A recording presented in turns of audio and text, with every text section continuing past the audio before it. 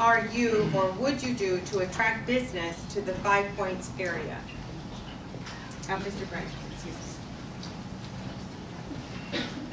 Well, the first thing I do is consult with the community. What kind of businesses do we need there? What are we going to use?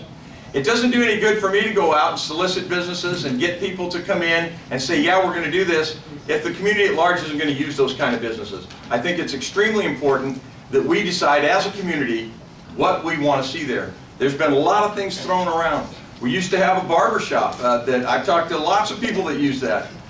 There was a flower shop on the corner. We had businesses that people used. And so now that we're obviously going to replace them because the lots are empty and eventually we'll put something there, we need to decide what kind of business we want to attract to that area. There was even talk from the rural area about putting a feed store and that kind of a place in there for something that would be closer than having to go to Norco. Well, I'm all for spending our money here. So I think it's going to be an effort, and I think it needs to involve everybody. I think we all need to decide what we would like to see there and then actively pursue those kind of businesses. Say, hey, we got this area, we have these people, they're interested in doing business and doing business with you. And so that would be my approach.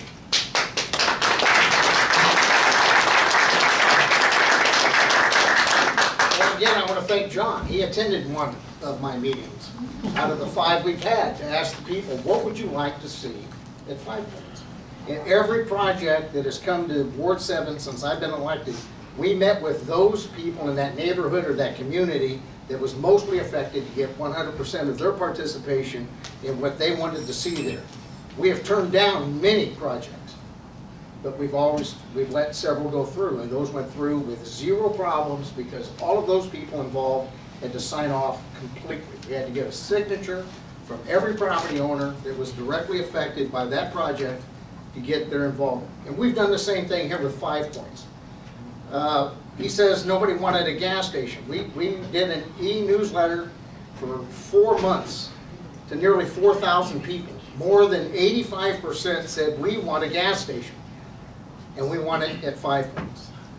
So we're looking at a gas station at 5 Points with a car wash, with a mini mart, but extremely well decorated, so you can't even hardly tell it's a gas station. That's what the people wanted.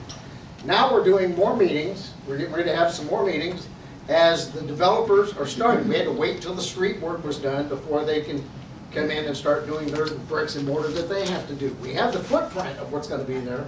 We just don't know for sure what businesses are going to be there because they want to hear from you. So I have 3 different developers at 5 Points, 3 different groups that own a different segment of that, and they want to hear from the community, all of you, all of us. What would you like to see there? Because they don't want to put something there you're not going to come and use.